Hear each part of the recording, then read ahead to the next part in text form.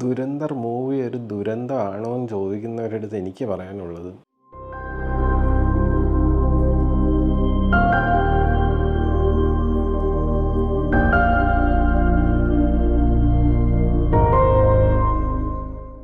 അതൊരു ദുരന്തമല്ല, ഒരു കിട്ടില്ല ഒരു മൂവിയാണ്. നല്ലൊരു മൂവി, നിങ്ങളെല്ലാവരും പോയി കാണണമെന്ന് ഞാൻ പറയത്തുള്ളൂ. എന്ത് രീതിയിൽ അവർ ചെയ്തു വെച്ചിരിക്കുന്നതെന്ന് ഒരു രക്ഷയില്ലെന്ന് പറഞ്ഞാൽ ഒരു രക്ഷയില്ല. ഇതിൻ്റെ ഡയറക്ടർ പുള്ളീനെ സമ്മതിച്ചേ പറ്റുള്ളൂ, ഹാറ്റ്സ് ഓഫ് ടു ഹിം. പിന്നെ അഭിനയിച്ചിരിക്കുന്ന രൺവീർ സിംഗ്, അക്ഷയ് ഖന്ന, സഞ്ജയ് ദത്ത്, തിയേറ്ററൊക്കെ നിന്ന് കത്തുന്ന ആ ഒരു സീനുകൾ വരെ ഈ ഒരു മൂവിയിലുണ്ട്. പിന്നെ കുറച്ച് പൊളിറ്റിക്കൽ സംഭവങ്ങളുണ്ട്, അത് പലർക്കും ഇഷ്ടപ്പെടില്ലായിരിക്കാം. പക്ഷേ അത് ആ ഒരു ഡയറക്ടറിൻ്റെ ഇഷ്ടമാണ്. പുള്ളി ആദ്യമേ പറഞ്ഞിട്ടുണ്ട് പുള്ളി BJPനെയൊക്കെ സപ്പോർട്ട് ചെയ്യുന്ന ആരാണ്. സോ അതുകൊണ്ട് തന്നെ കുറച്ച് ഭാഗങ്ങൾ നമുക്ക് കാണുമ്പം BJPക്ക് പോസിറ്റീവാണെന്നൊക്കെ തോന്നും. ഞാൻ പിന്നെ പൊളിറ്റിക്സുമായിട്ട് വലിയ കണക്ഷനൊന്നുമില്ല, അതുകൊണ്ട് എനിക്കതൊന്നും കുഴപ്പമായിട്ട് തോന്നിയില്ല. നിങ്ങൾക്ക് എന്തുകൊണ്ടാ, കാരണം അതൊരു മൂവിയാണ്, അപ്പോൾ അതിൻ്റെ സെൻസിലേ നിങ്ങൾ എടുക്കാവുള്ളൂ. So movie കിട്ടില്ലാണ്. ഇതിൻ്റെ ഡയറക്ടർ ആരെന്ന് വെച്ചാൽ ആദിത്യ ധാർ എന്ന് പറയുന്ന പുള്ളിയാണ് ഇതിൻ്റെ ഡയറക്ടർ. യുറി എന്ന് പറയുന്ന മൂവി അറിയായിരിക്കുമല്ലോ, ദി സർജിക്കൽ സ്ട്രൈക്ക്, ആ മൂവി എടുത്തിരിക്കുന്ന പുള്ളിയാണ്. പുള്ളിക്ക് പിന്നെ നാഷണൽ അവാർഡൊക്കെ കിട്ടിയിട്ടുണ്ട്. പുള്ളി വളരെ കിടിലമായിട്ട് ഈ ഒരു മൂവി ചെയ്തിട്ടുണ്ട്.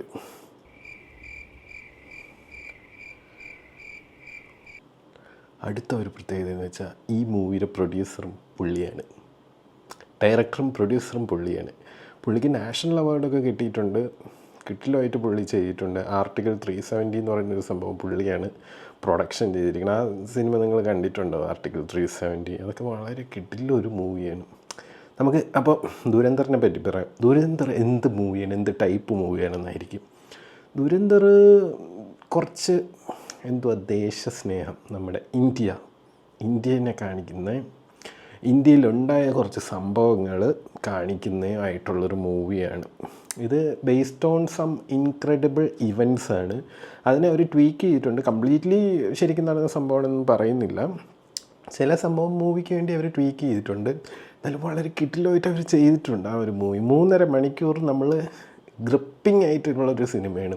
എഡ്ജ് ഓഫ് ദ സീറ്റ് ഇരുന്ന് കാണുക, നമുക്ക് അടുത്ത സീൻ എന്താണെന്ന് കാണുന്ന പോലെ. അത്ര നല്ലൊരു കിടിലൻ മൂവിയാണ്. നിങ്ങൾക്ക് ഒട്ടും ബോറടിക്കില്ല. 3.5 മണിക്കൂർ, ഞാൻ ആദ്യമായിട്ടാണ് ഒരു മൂവി 3.5 മണിക്കൂർ തിയേറ്ററിൽ ഇരുന്ന് കാണുന്നത്.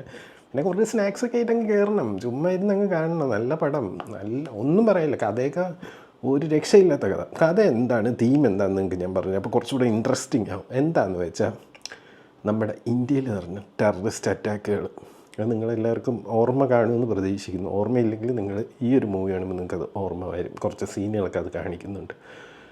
അപ്പം പാകിസ്ഥാനിൽ നിന്ന് ഇത് എങ്ങനെ എക്സിക്യൂട്ട് ചെയ്തു എന്നതാണ് ഈ ഒരു മൂവിയുടെ മെയിൻ തീം. അതിൽ നമുക്ക് ഇന്ത്യയിൽ നിന്ന് ഒരാൾ പാകിസ്ഥാനിൽ പോയിട്ട് അത് കാണിച്ചു തരുന്നതാണ് ഇതിൻ്റെ മെയിൻ സ്റ്റോറി ലൈൻ എന്ന് പറയുന്നത്. ഇതൊരു, നിങ്ങൾക്ക് തോന്നുമായിരിക്കാം, ചിലപ്പം തോന്നുമായിരിക്കും ഒരു സ്പോയിലറാണെന്ന്. പക്ഷേ സ്പോയിലറൊന്നുമല്ല. നിങ്ങൾ ഈ മൂവി തിയേറ്ററിൽ തന്നെ പോയി കണ്ടിരിക്കണം. അത്ര കിട്ടില്ല ഒരു മൂവിയാണ്.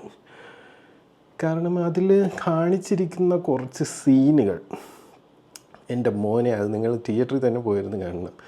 രൺവീർ സിംഗ് പുള്ളിക്കാരൻ സ്വാഗിൻ്റെ അങ്ങേയറ്റമാണ് ഈ മൂവിയിൽ, ഒരു രക്ഷയില്ല. സ്വാഗും തഗ്ഗും വേറെ ലെവൽ സാധനം. പിന്നെ വേറൊരാളുണ്ട്, അക്ഷയ് ഖന്ന. നിങ്ങൾക്ക് എല്ലാവർക്കും അറിയായിരിക്കും. ഇപ്പം ട്രെൻഡിങ് ആയിട്ടുള്ളൊരു മ്യൂസിക് ഉണ്ട്, ഈ മ്യൂസിക് പുള്ളി കിട്ടിലുമായിട്ട് ചെയ്തിട്ടുണ്ട്. ആ ഒരു മ്യൂസിക് മാത്രമല്ല, ആ ഒരു റോൾ, പുള്ളിക്ക് കിട്ടിയിരിക്കുന്ന റോൾ, അത് പുള്ളി ചെയ്തിരിക്കുന്ന സംഭവം. പിന്നെ ലാസ്റ്റ് ക്ലൈമാക്സിലൊക്കെ ഒരു ഫൈറ്റ് സീനൊക്കെ ഉണ്ട്. പുള്ളി അത് ഇത്രയും നാളായിട്ട് പുള്ളി അത് ചെയ്തിരിക്കുന്ന രീതി സമ്മതിച്ചേ പറ്റത്തുള്ളൂ. പിന്നെ സഞ്ജയ് ദത്ത്, പുള്ളിക്കും ഇതിൽ വലിയൊരു മെയിൻ റോളായിട്ട് വന്നിട്ടുണ്ട്, ഒരു കിട്ടിലൊരു റോള്.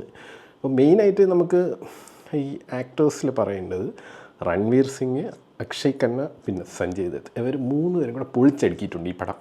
കിട്ടില്ല, അത്ര നല്ല പടം. ഇതിൽ പിന്നെ വേറെ അഭിനയിച്ചിരിക്കുന്നത് ആർ മാധവൻ എന്ന് പറയുന്നതാണ് നമ്മുടെ തമിഴിലുള്ള പുള്ളിക്കാരെ ഇതിലുണ്ട്. നല്ല അത്യാവശ്യം നല്ലൊരു റോളാണ് ചെയ്തിരിക്കുന്നത്. പിന്നെ അർജുൻ രാംപാൽ, പിന്നെ സാറ അർജുൻ നടിയാണ് പുള്ളിക്കാരി, ആക്ട്രസ്. പിന്നെ ഡാനിഷ് പണ്ടൂർ എന്ന് പറയുന്ന ഒരു പുള്ളിക്കാരനുണ്ട്. പുള്ളിക്കാരന് നല്ല കിടിലൊരു റോളാണ് കിട്ടിയിരിക്കുന്നത് അക്ഷയ് ഖന്നയുടെ കൂടെ. പുള്ളിക്കാരൻ നല്ല രീതിയിൽ അത് ചെയ്തിട്ടുണ്ട്. പിന്നെ മ്യൂസിക് എനിക്ക്, നിങ്ങൾ ഹിന്ദിയിലെ ഫൈറ്റർ മൂവി കണ്ടിട്ടുണ്ടോ?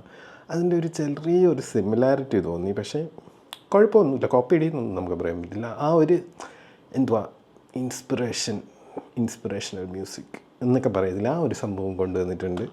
അതുകൊണ്ട് നമുക്ക് തിയേറ്ററിൽ കണ്ടിരിക്കാൻ ഒട്ടും ബോറിംഗ് ആയിട്ട് തോന്നത്തില്ല. എൻഗേജിങ് ആയിട്ടുള്ള സ്റ്റോറിയാണ്. ആക്ടേഴ്സൊക്കെ പൊളിച്ചിട്ടുണ്ട്. പിന്നെ ചില സ്ഥലത്തൊക്കെ നമുക്ക് കുറച്ച് മെമ്മറീസ് വരും ഇന്ത്യയിൽ നടന്ന ടെററിസ്റ്റ് അറ്റാക്കിൻ്റെയൊക്കെ. അപ്പം അതിലൊക്കെ പെട്ടുപോയവരുടെ ഫാമിലി മെമ്പേഴ്സ് ഇത് കാണുമ്പോൾ അവർക്ക് കുറച്ചുകൂടെ ഇമോഷണൽ ആവാനുള്ള ചാൻസ് ഉണ്ട്.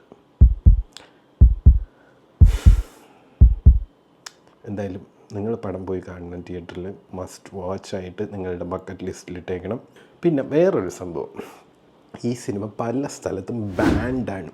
അതിൻ്റെ റീസൺ എന്താണെന്ന് വെച്ചാൽ ഓഫ് കോഴ്സ് പാകിസ്ഥാൻ, പിന്നെ മുസ്ലിം, അങ്ങനെയുള്ള കുറച്ച് ക്രൈറ്റീരിയാസ് വന്നപ്പം ചില സ്ഥലങ്ങളിൽ ഇത് ബാൻഡായി. മാത്രമല്ല ഇത് ഇന്ത്യയിൽ നല്ല രീതിയിൽ പ്രൊമോട്ടൊന്നും ചെയ്യുന്നില്ല. നല്ല ഹൈപ്പ് കിട്ടുന്നൊരു മൂവിയാണ്, പക്ഷേ എന്തോ പ്രൊമോഷനൊന്നും നല്ല രീതിയിൽ നടക്കുന്നില്ല. അത് maybe Ranveer Singh recently ഒരു കോൺട്രവേഴ്സിയിൽ അകപ്പെട്ടതുകൊണ്ടായിരിക്കാം. അതെന്താണെന്ന് നിങ്ങൾ കമൻറ്റ് ചെയ്യണം. എനിക്കറിയാം, നിങ്ങൾക്കറിയാമെന്ന് നിങ്ങൾ കമൻറ്റ് ചെയ്യും. മേ ബി അതൊക്കെ കൊണ്ടായിരിക്കും ഈ മൂവിക്ക് നല്ലൊരു പ്രൊമോഷൻ കിട്ടാത്തത്. എന്തായാലും സിനിമ നല്ല റേറ്റിംഗ് ഉണ്ട്, നല്ല മൂവിയാണ്. നിങ്ങൾ തിയേറ്ററിൽ പോയി കണ്ടിരിക്കണം. നിങ്ങൾ മൊബൈലിലും ലാപ്ടോപ്പ് ഇതിലൊന്നും കാണല്, തിയേറ്ററിൽ പോയി കണ്ടാലേ ആ ഒരു മൂവിയുടെ സ്റ്റോറിയുടെ ഡെപ്തും പിന്നെ അവർ ഷൂട്ട് ചെയ്തിരിക്കുന്ന ഓരോ ഷോട്ടിൻ്റെ ഡെപ്തും നിങ്ങൾക്ക് അറിയാൻ പറ്റത്തുള്ളൂ. സോ ഞാൻ ഈ ഒരു മൂവിക്ക് ഔട്ട് ഓഫ് 5 ഒരു 4.7 കൊടുക്കുന്നുണ്ട്. കാരണം അത്ര കിട്ടില്ല മൂവിയാണ്. ഇതിൻ്റെ സെക്കൻഡ് പാർട്ട് നെക്സ്റ്റ് ഇയർ, അതായത് 2026 മാർച്ചിൽ റിലീസുണ്ട്. സോ നിങ്ങൾ എൻഡ് ക്രെഡിറ്റ്സ് കാണാൻ മറക്കത്തില്ല. പല സ്ഥലത്തും ബാൻഡാണ്, പ്രൊമോട്ട് ചെയ്യുന്നില്ല, ഒന്നും നോക്കണ്ട. മൂവി നിങ്ങൾക്ക് കാണാൻ വേണ്ടി ഉണ്ട്. 3.5 മണിക്കൂറാണെങ്കിലും നിങ്ങൾക്ക് അവിടെ ഇരുന്ന് കാണാൻ വേണ്ടിയിട്ടുള്ള സംഭവം ഒട്ടും ബോറിംഗ് അല്ല. ഫാസ്റ്റ് പേസ്ഡ് ആയിട്ട് പോകുന്ന സ്റ്റോറിയാണ്. പിന്നെ 3.5 മണിക്കൂർ നമ്മൾ ഒരിടത്ത് അടങ്ങിയിരിക്കണ്ടേ, എന്തെങ്കിലും കുടിക്കാനും കൂടെയൊക്കെ മേടിച്ചുകൊണ്ടങ്ങ് കയറ്, വേറെ ഒന്നും കുഴപ്പമൊന്നുമില്ല. അപ്പോൾ അടുത്തൊരു മൂവി ആയിട്ട് കാണാം നമുക്ക്. അപ്പം ബൈ.